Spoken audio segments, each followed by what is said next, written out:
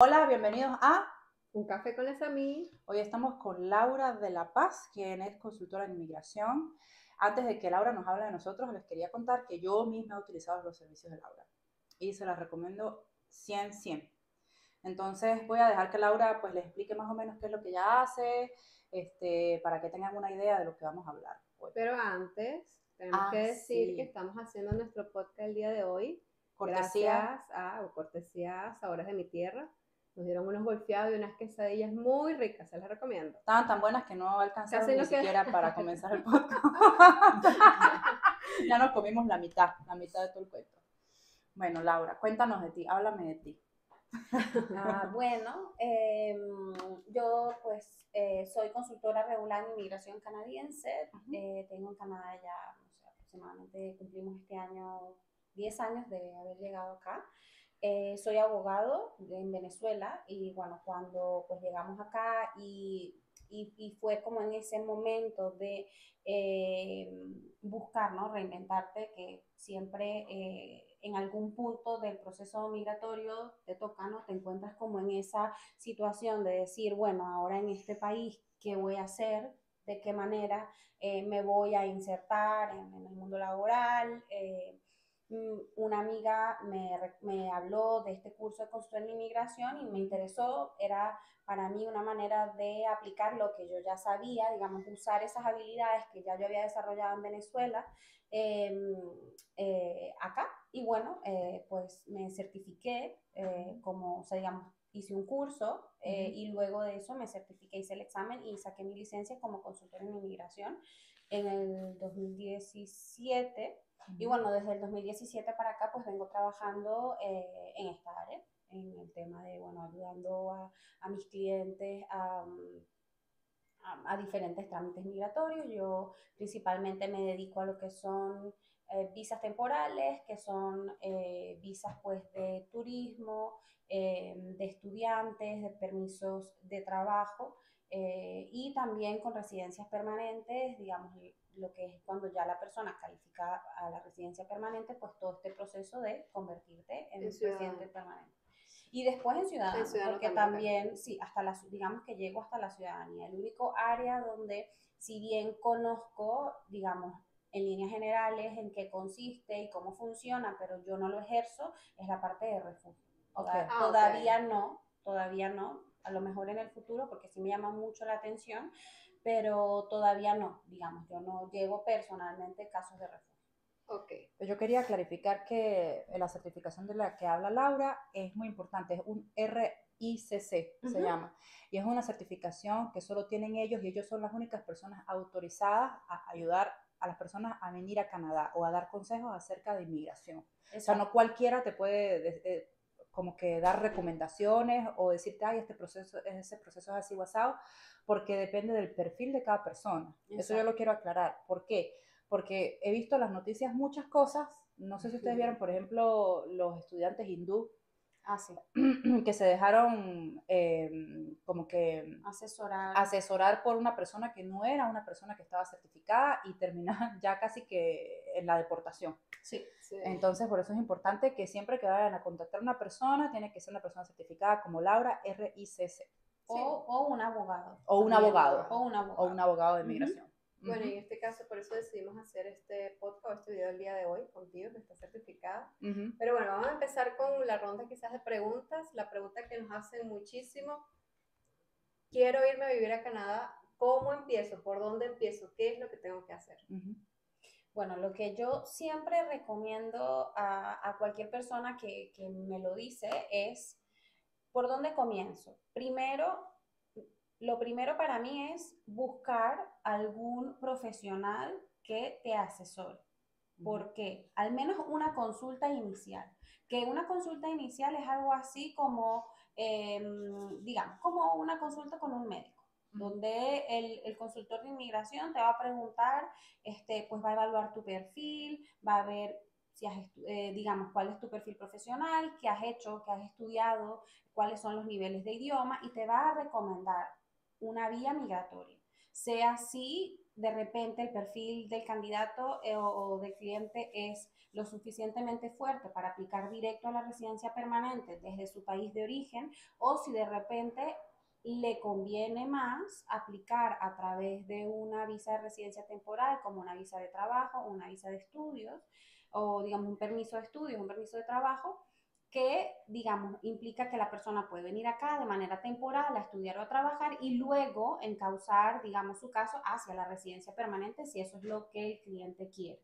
Pero para mí lo primordial es buscar ayuda y asesoría. ¿Por qué? Porque es cierto que en el portal de inmigración hay toda la información.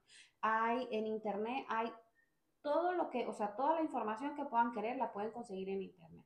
Pero no necesariamente todo lo que está en internet es verdad o aplica para cualquier persona, para porque cada caso es único, cada caso es, o sea, es eso, cada caso es particular. único y particular, y lo mejor es pues que sea una persona con experiencia, que esté, digamos, aparte autorizada para dar este tipo de consejos, quien te ayude a ti a hacer un plan migratorio. Claro. Así de repente luego decida el cliente, digamos, continuar por sus propios medios, por lo menos al principio tienen una orientación claro. y saben por dónde comenzar. Y hay detalles que no son claros. Y por eso que también es importante y está el valor de como que contratar un profesional como Laura. Sí. En mi caso, ¿te acuerdas que yo te conté? Que cuando yo ya terminé mis estudios y pedí mi visa postgraduación, no estaba claro para mí que yo necesitaba un trabajo en mi área, o fuiste tú la que me dijiste, un trabajo calificado como de supervisor o algo así, para que mi esposo tuviera su visa de trabajo abierto. Y eso crea una gran angustia, porque cuando llegó el momento, yo dije, bueno, nada, se devolvió a Venezuela porque ya no supe qué hacer, y me tocó en ese momento pues contactar a una persona que me ayudara. Sí, un experto, exacto. Porque todo está en internet, pero hay ciertos detalles que la gente no los ve o que aplican a cada perfil, como dice ella. O que de repente lo desconoces, porque también, a ver, programas migratorios hay demasiados. Sí. Entonces, ¿cuál aplica? ¿Cuál es el que a mí me conviene? En mi caso, en mi situación familiar, por ejemplo.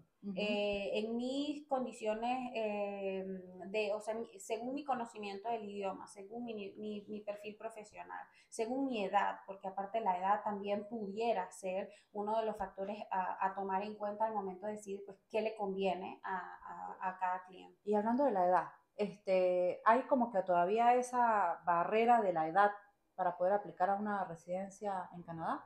O sea, que necesitas ser menor de tal edad o no. No hay una barrera, o sea, no hay como tal una limitación. No es que si tienes más de 45 años no puedes aplicar a la residencia. No, siempre, o sea, siempre vas a poder. Pero ¿qué pasa? Depende de la vía por la cual la persona esté, digamos, depende del programa migratorio por la cual la persona esté optando.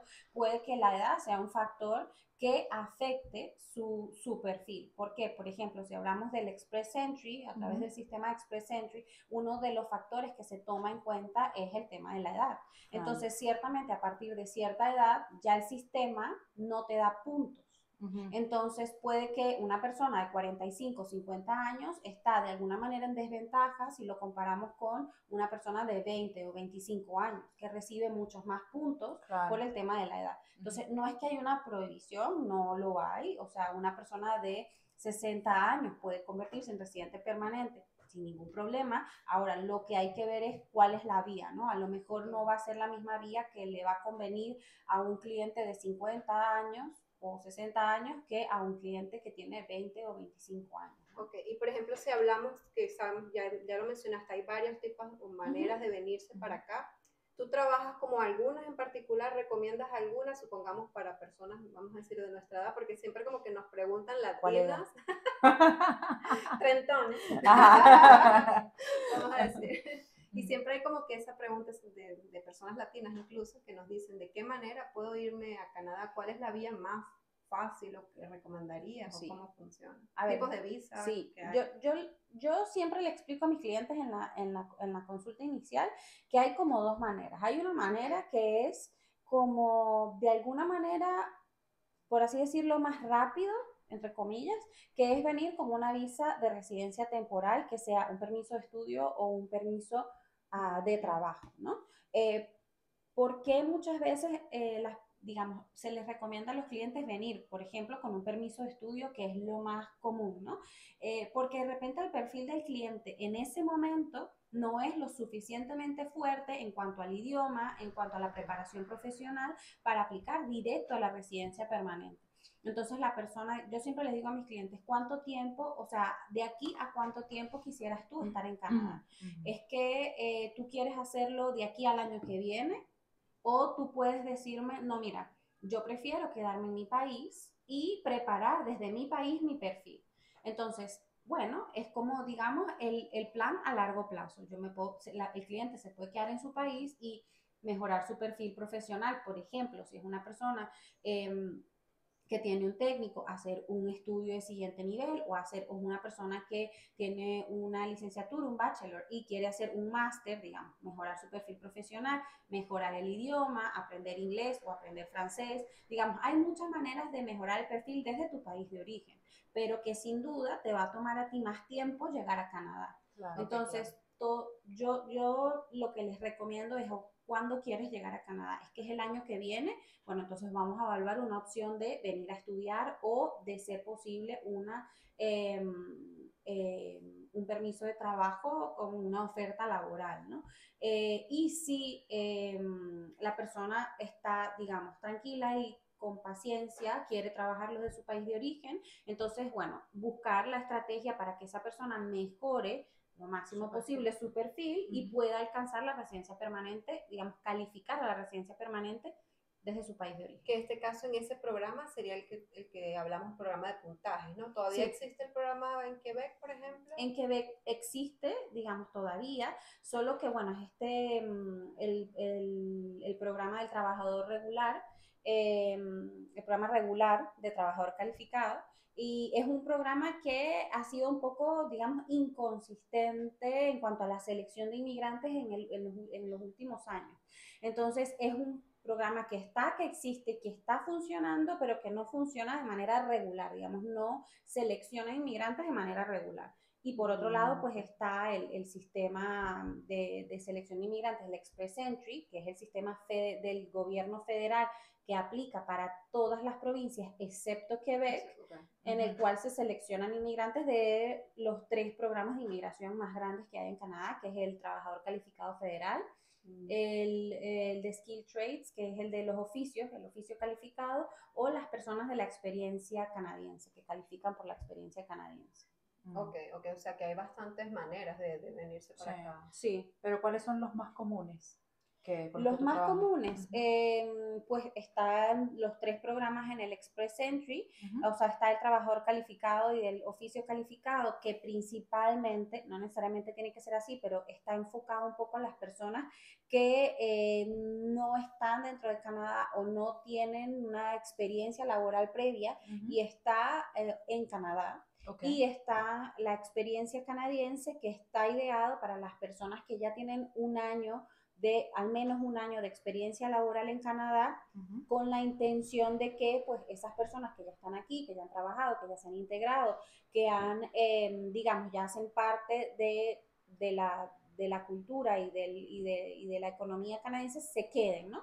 Entonces, esa es la experiencia canadiense. Y Quebec, que a la par tiene un poco programas parecidos, digamos, a los federales, con la experiencia quebequense o con el programa regular de trabajador calificado. Y también existen los programas de denominaciones provinciales, pero esas hay tantos como provincias, y cada provincia tiene, digamos, sus particularidades, ¿no? Sus necesidades puntuales en cuanto a mano de obra, en cuanto a los candidatos y los perfiles que quieren atraer. Entonces, allí sí hay, pues, muchísimas opciones. Ok.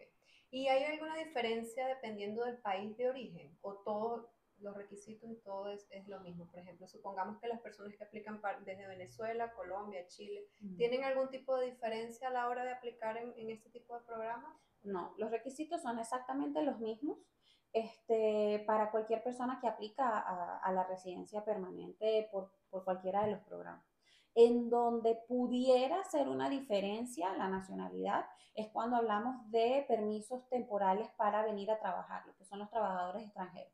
Que bueno, dependiendo de la nacionalidad de la persona, si existe un acuerdo de libre comercio, un tratado de libre comercio entre Canadá y ese país, hay la posibilidad de que la tramitación de un permiso de trabajo sea más fácil, no sea más rápida y en el que nos podemos saltar algunos pasos de lo que es el camino regular para obtener un permiso de trabajo para venir a Canadá. Pero en sí, para la residencia permanente, los requisitos son iguales para todo el mundo.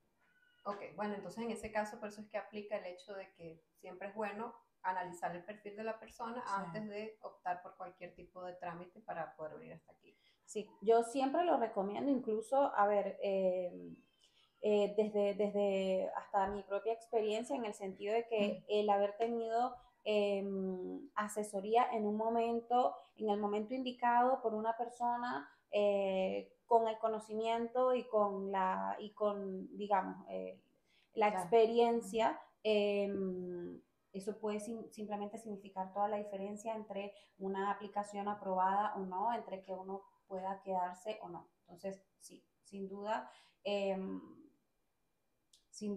para mí es, o sea, fundamental el tener ese tipo de ayuda. Te puede ahorrar tiempo, dinero y traspiés, ¿no? O sea, una aplicación a la residencia es un proyecto de vida, implica o sea, las consecuencias de que una aplicación a inmigración sea negada, pues son muy importantes, ¿no? O sea, las personas se planifican una vida acá, si tienen familia, si tienen hijos, entonces lo ideal es que vayan desde el principio con un plan más o menos claro. Y además el costo también, ¿no? Porque, bueno, ustedes se acuerdan que yo les conté que yo iba a Australia, ¿no? Sí. Y pues ahí fue como que una pérdida de dinero también, por lo mismo, porque de repente no conseguí como una persona como que calificada que me ayudara y yo perdí dinero allí, cuando no se me dio. Entonces, también es pérdida de dinero si tú no tienes claro el camino que tienes que seguir, todos los pasos que tienes que cumplir previamente. Porque no es solamente como que ir y decir, bueno, me voy como residente permanente. Hay cosas que las que tienes que trabajar previamente. Por ejemplo, el aprendizaje de idiomas, ¿no? Claro. Que es muy importante. Sí. Por eso venimos haciendo así un orden lógico, como que primero aprender los idiomas, el inglés y el francés, luego ver para qué califico y pues buscar ayuda profesional para que cuando llegues aquí no sea como tan difícil el choque, ¿no? Porque ya de por sí hay un choque cultural cuando llegas. Y además el choque de el cambio de idioma, el cambio de cultura, la búsqueda de trabajo, el estatus, que no es lo mismo como que ser residente permanente que ser un ciudadano. Bueno, aunque aquí es prácticamente lo mismo. Sí. Los residentes permanentes tienen exactamente los mismos derechos que los ciudadanos, excepto el derecho a votar. Exacto. Entonces, realmente, después de que eres residente permanente, tienes todas las ventajas que el sistema te puede ofrecer. Pero si vienes como estudiante internacional, por ejemplo, no tienes derecho a la carne ahí. No, exacto, y es mucho más caro estudiar también. Porque como que son diferentes caminos, como tú dices. Tú puedes venir como, en mi caso, cuando yo vine, no podía aplicar como que a trabajador calificado, porque yo estudié literatura. Entonces eso no era como muy, ¿cómo se llama? No era prioritario. Entonces por eso fue que yo tomé mi camino como estudiante, porque de allí, entonces como tú dices, la gente que ya tiene tiempo viviendo aquí, se les da como que cierta prioridad como para que puedan aplicar a la residencia y eso. El costo de los procesos, Laura, háblanos un poquito más de eso. Ok. El costo de un proceso migratorio, bueno, va a depender de cuál sea la vía, ¿no? Vamos a ver, si hablamos, por ejemplo, de la vía de venir primero temporalmente a estudiar, pues es una de las opciones más costosas, ¿no? Porque venir a estudiar en Canadá implica que, a ver, la matrícula pueden ser entre 16 y 20 mil dólares al año. Y bueno, normalmente la recomendación que yo hago es que por lo menos tomen un programa de 2 años, ¿no? Sí. Porque eso les da una permanencia más larga en el país, hace de que una vez que estudian pueden aplicar a su permiso de trabajo posgraduación y ese permiso de trabajo va a ser más largo, ¿no? O sea, de 2 a 3 años. En cambio, pues si hacen un programa más corto, que mínimo tiene que tener 8 meses, pero vamos a decir, estudian 1 año, puede que obtengan un permiso de trabajo posgraduación solamente de 1 año, cosa que hace que todo el proceso al final de calificar a residencia permanente sea un poquito más estresante porque el tiempo es más corto. Sí. Pero si hablamos de eso, de un proceso de estudios, vamos a ver que por lo menos la inversión que tienen que hacer para venir a estudiar, si hablamos de 2 años, pues van a ser por lo menos unos $40,000. Y bueno, que implica también que para aplicar una visa de estudio hay que demostrarle al oficial de inmigración que hay la capacidad financiera suficiente para venir a estudiar acá sin necesidad de trabajar. Que si bien es cierto, los estudiantes tienen la posibilidad de trabajar medio tiempo durante época de clases, tiempo completo en las vacaciones, por norma general, aunque ahorita hay una política pública en vigencia que les deja trabajar tiempo completo hasta el 31 de diciembre de este año, pero bueno, implica una inversión más grande. No sabía eso. Sí, eso es nuevo. Ahorita puede entrar, pero es algo puntual, es una política pública temporal por el tema de la falta de mano de obra que hay. Digamos, el gobierno le ha dado pues esa oportunidad a los estudiantes de que trabajen tiempo completo hasta fin de año. Pero siempre hay que tener en cuenta eso, ¿no? El oficial de inmigración al momento de aplicar a la visa va a querer ver que la persona no tiene la necesidad de trabajar, que puede trabajar, que es un plus trabajar, pero que no tiene la necesidad porque el fin principal de la persona es estudiar. Entonces no quieren que descuiden los estudios por trabajar. Entonces, bueno, eso sería en el caso de estudiar. Si es una persona que viene con un permiso de trabajo, pues realmente no hay como un costo, o sea, no hay que demostrar ante el gobierno una cantidad de dinero más allá de lo que es el llegar acá, instalación, seguro médico, más allá de eso. Y luego, cuando hablamos de la residencia permanente, lo que hay que mostrar son los fondos suficientes para instalarse en el país con tu grupo familiar. Y va a depender, pues, de qué tan grande es el grupo familiar. Pero eso es como, digamos, es lo que le llaman los settlement funds. Es el dinero para asentarse, para llegar aquí e instalarse al principio, ¿no? Que hay que demostrar al momento de aplicar. Y eso también vale para visa de turista, para todas las visas tú tienes que tener como que ciertos fondos, ¿no? Pero para las visas de turista es un poco diferente, porque, a ver, para las visas de turista sí, también hay que demostrar fondos suficientes para, digamos, cubrir los costos de tu proyecto de viaje, ¿no? Tú vas a viajar a Canadá por un mes, tú tienes que mostrarle al oficial de inmigración suficientes fondos para pagar tu viaje, ¿no? Para pagar boleto, para seguro médico, para lo que vas a hacer dentro de Canadá y luego para regresar a tu país. Entonces sí, también. Yo tenía una última pregunta con respecto a esto que mencionaste. Cuando tú hablas de grupo familiar, ¿qué nos referimos? Porque hay gente que dice, bueno, me puedo ir con un primo, con un hermano, con un tío, con una abuela. A lo latino, el grupo familiar latino. Toda la familia, los abuelos, los primos, los nietos. ¿Qué es lo que exactamente cuando aplicamos a un permiso de trabajo o a una residencia como tal, grupo familiar, qué es lo que se refiere exactamente? El grupo familiar en términos, o sea, de inmigración es simplemente tu familia directa. Entonces vamos a decir que en una familia son mamá, papá e hijos. Hasta allí llega el grupo familiar directo. No pueden ser hermanos, primos, incluso, digamos, ¿no? Tus padres. O sea, no los puedes traer en un principio con tu visa de residencia permanente. Por ejemplo, si aplicas tú con tu pareja y tus hijos, no puedes inmediatamente traer tus padres. Para traer los padres ya hay que hacer un proceso adicional, para que ellos puedan tener también la residencia permanente. Que debería ser después de ya tener uno mismo como que la residencia, ¿no? El núcleo familiar y después poder aplicar para un tipo de visa. A partir de las residencias que podemos ya considerar traernos a nuestros padres, por ejemplo. Sí, tienes que ser residente permanente y para poder, digamos, optar a traer a tus padres tienes que demostrar cierta capacidad financiera o económica, digamos, de ingresos, un mínimo ingreso, dependiendo del tamaño de tu grupo familiar. Entonces, por ejemplo, si eres tú, tu pareja y tienen 2 hijos y quieres traerte a tu papá y a tu mamá, entonces tienes que mostrar suficientes ingresos para poder sostener a 6 personas.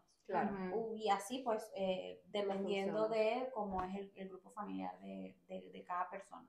Pero sí, o sea, digamos, no es inmediato, no es que podemos aplicar para traernos a los padres sin más, solo por ser residente permanente. No, hay que cumplir con una cantidad, o sea, con una serie de requisitos y también el gobierno, o sea, digamos, para traerte tus padres, si ya eres residente permanente o ciudadano, tienes que, el proceso funciona así, ¿no? Primero, el gobierno saca digamos, anuncia la posibilidad de que las personas que quieren entrar, digamos, quieren hacer este proceso, hagan su declaración de intención, ¿no? Me quiero traer a mis padres, me quiero traer a mis abuelos, ellos entran como en una base de datos, el gobierno una vez al año en general envía invitaciones para que esas personas apliquen para sus papás, pero claramente, o para sus abuelos, pero claramente son más las personas que aplican que los cupos que el gobierno da cada año. Entonces, por eso no es certero cuando nos vamos a poder, digamos, aplicar a la residencia permanente de nuestros padres o abuelos. Hay que esperar que el gobierno nos invite y nos dé, como decir, ese cupo, esa plaza para poder aplicar y poderlo hacer. Ok, es como un sorteo. Es como una especie de sorteo, sí. Yo estoy allí, esperando. Es que yo estoy aquí viendo las preguntas, porque este tema es como bien delicado y complicado. Entonces, tenemos preguntas online también, ¿no? Sí, estaban hablándome aquí de la autorización de retorno. ¿Cuánto puede tardar? ¿Cuál es lo normal? Ok, bueno, normalmente la autorización de retorno se tramita ante Inmigración Canadá cuando la persona ha pasado por un proceso de deportación en la cual tiene una prohibición para regresar a Canadá. Entonces, para que la persona pueda regresar, tiene que primero pedir esta autorización, aplicar para esta autorización, y una vez que se lo den, entonces es que la persona puede, digamos, volver a viajar acá. ¿Cuánto puede tardar? Pues el tiempo de procesamiento es un poco relativo y único en cada caso, pero hablamos de que pueden ser de 1 o 2 años, es lo que normalmente se tarda. También va a depender si se encuentra esta autorización para retorno a Canadá, digamos, inmersa dentro de otro proceso migratorio. Por ejemplo, es una persona que ha sido deportada, que tiene esta prohibición para regresar a Canadá, pero está dentro de un proceso de apadrinamiento de pareja o un proceso, o digamos, ¿cuál es el proceso a través del cual se está haciendo? Claro. Entonces, es algo también facultativo. El oficial de inmigración lo evalúa y decide si le da a la persona la autorización o no. O sea, es algo que va a depender de que los motivos que se le expresen al oficial de inmigración sean suficientemente convincentes para que efectivamente a la persona se le otorgue la autorización a regresar. Dentro de todo es muy subjetivo también. Hay criterios que son objetivos, como por ejemplo, no sé, el de la capacidad financiera, mínimo tiene que haber tanto, pero hay otros criterios que son no subjetivos, pero discrecionales. Entonces va a depender del oficial de inmigración y si se convence o no en esos puntos específicos que son discrecionales, de que la persona, digamos, tiene o no